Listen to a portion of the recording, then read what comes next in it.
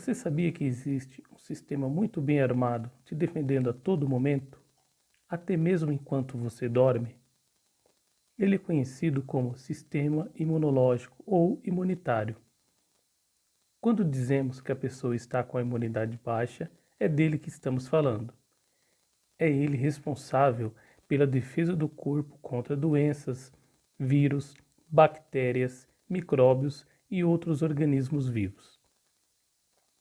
Esse sistema é um conjunto de elementos que existe dentro do corpo humano, que tem como função combater seres não desejáveis. O processo de defesa do corpo é também chamado de resposta imune, sendo dividido em barreiras físicas, imunidade inata, imunidade adquirida. As barreiras físicas podem ser mecânicas, como a pele, que impede a entrada de micro-organismos. Cílios e mucos nasais, que filtram o ar, fazendo com que os micro-organismos fiquem aderidos a eles, impedindo assim que invadam partes internas do corpo. Temos também as barreiras microbiológicas. São micro-organismos que agem por competição em diferentes áreas do nosso corpo, impedindo a proliferação de micro-organismos patogênicos. E por último, as barreiras químicas, que são enzimas presentes na saliva, suor, lágrimas e secreções nasais, que impede o desencadear de doenças causadas por patógenos. A imunidade inata, também conhecida como natural ou não específica, gera uma resposta rápida a determinados estímulos.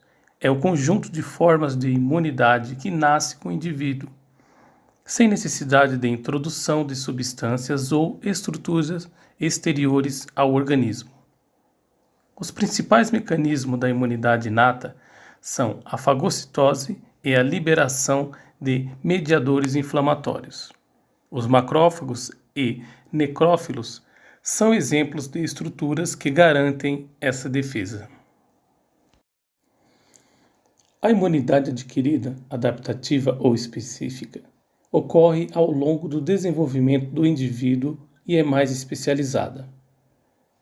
Para ser desenvolvida, necessita do contato com um agente invasor, o qual desencadeará uma série de eventos que levam à ativação de determinadas células e à síntese de anticorpos. As células da imunidade adquirida, linfócitos B e T, são capazes de reconhecerem antígenos. A produção de células de memória e anticorpos específicos contra determinado agente patogênico acontece quando um indivíduo é acometido por uma infecção ou quando é vacinado.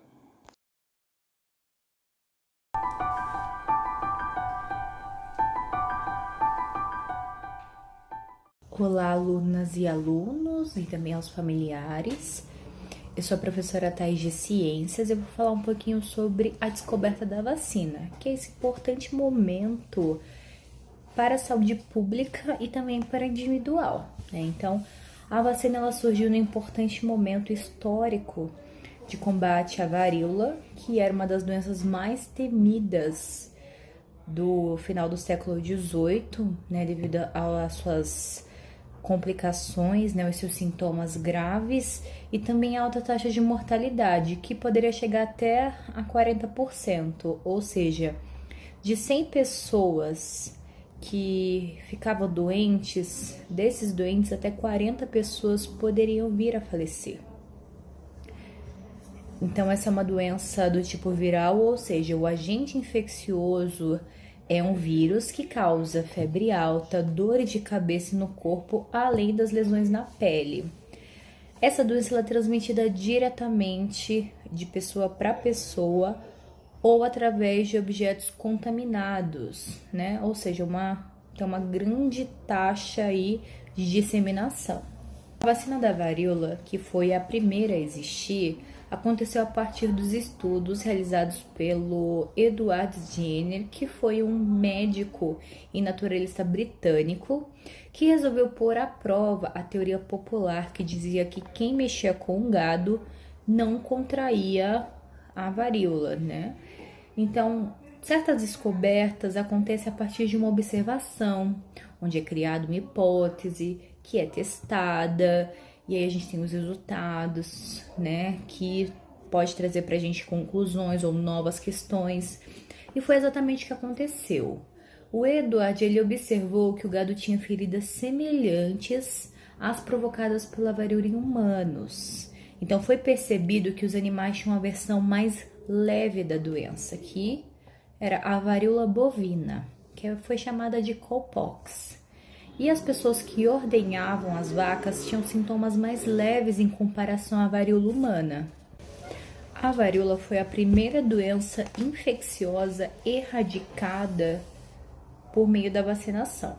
Então, o que é a erradicação? É a redução a zero da prevalência ou incidência de uma doença em uma determinada população. A prevalência seria ter alguém doente e a incidência são casos novos. Então, um bom exemplo para a gente é o sarampo. O sarampo foi considerado pela Organização Mundial da Saúde em 2016 como uma doença erradicada, porque não haviam registros de pessoas doentes e casos novos há mais de um ano. Ou seja, desde 2015 não se haviam novos relatos. Só que, infelizmente, esse quadro mudou. Em 2018, houveram surtos de sarampo. Houve até campanhas de vacinação. Então, ela deixou de ser erradicada. E outro bom exemplo é a poliomielite, que continua sendo uma doença erradicada, porém, devido ao movimento crescente dos adeptos aí à antivacina e as pessoas que não se vacinam por acreditarem que as doenças não existam, traz uma grande preocupação desse cenário mudar e muitas doenças que já estão erradicadas voltarem a trazer novos doentes aí para o meio aí da população, né? Então, um caso de uma pessoa doente pode contaminar muitas outras, né? E no Brasil, o Ministério da Saúde criou o Programa Nacional de Imunização, que é o PNI, que se destaca entre os melhores programas de imunização no mundo. Ele oferece o maior número de vacinas à população. Então, é um programa bastante importante e as pessoas devem se vacinar.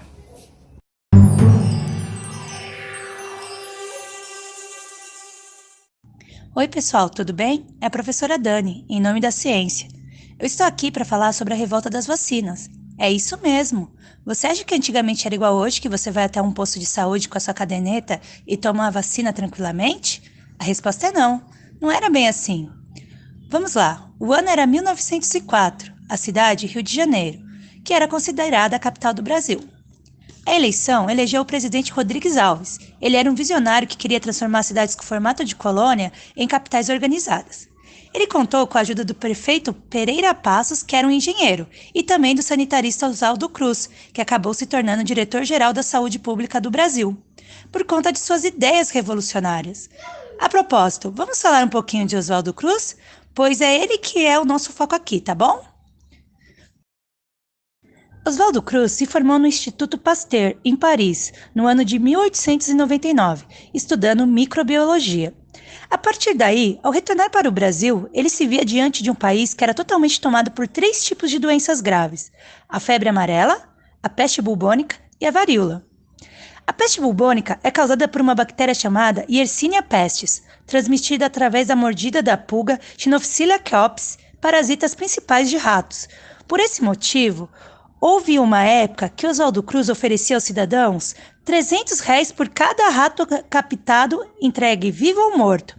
Mesmo virando motivo de chacota na imprensa brasileira e para autores de Charles, com o tempo, o controle da população de roedores diminuíram o caso das doenças.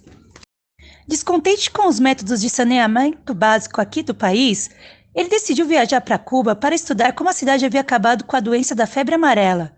Na época, acreditava-se que o vírus era transmitido pelo ar ou pela água, mas o médico cubano Carlos Finlay descobriu que o inimigo era outro. Era o mosquito Aedes aegypti.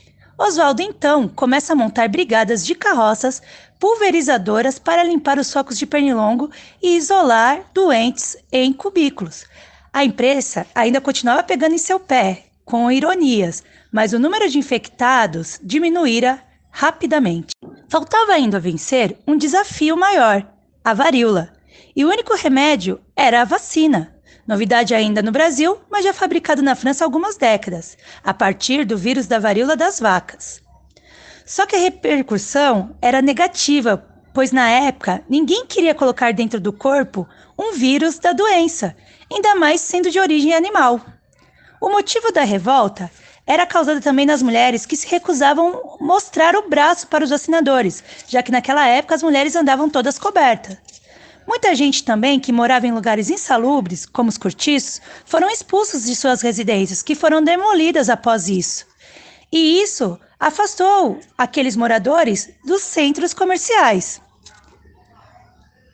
Mais uma coisa que incomodou a população foi o fato de que as brigadas começaram a invadir as casas das pessoas para obrigá-las a se vacinar. As coisas pioraram um pouquinho mais quando a vacinação se tornou obrigatória, pois sem elas você não conseguiria matrículas nas escolas, obtenção de emprego, viagens, hospedagens ou até realizar casamentos. Além do mais, aqueles que eram resistentes à vacinação previa-se um pagamento de multas. Deste modo, os conflitos tomaram proporções gigantescas, com tiroteios e quebra-quebra em todas as partes da cidade. Diante de uma pressão popular, o presidente revogou a lei da vacina, que deixou de ser obrigatória. Com o tempo, o número de infectados por varíola começou a despencar rapidamente e as pessoas passaram a procurar voluntariamente os postos de saúde, ou seja, a vacina era eficiente. Quando Oswaldo Cruz, em 1907, recebeu um prêmio mais importante de higiene e saúde pública da época na Alemanha, competindo com mais de 120 concorrentes do mundo inteiro, a imprensa passou a considerá-lo então um gênio, reconhecendo-o como um herói nacional.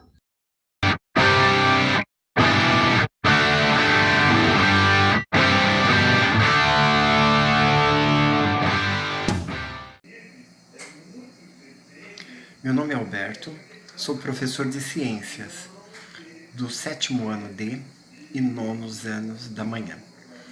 Eu vou entrevistar hoje a professora Josi, também de Ciências, também professora do 1º período, dos 7º e 8º anos, sobre o assunto em pauta.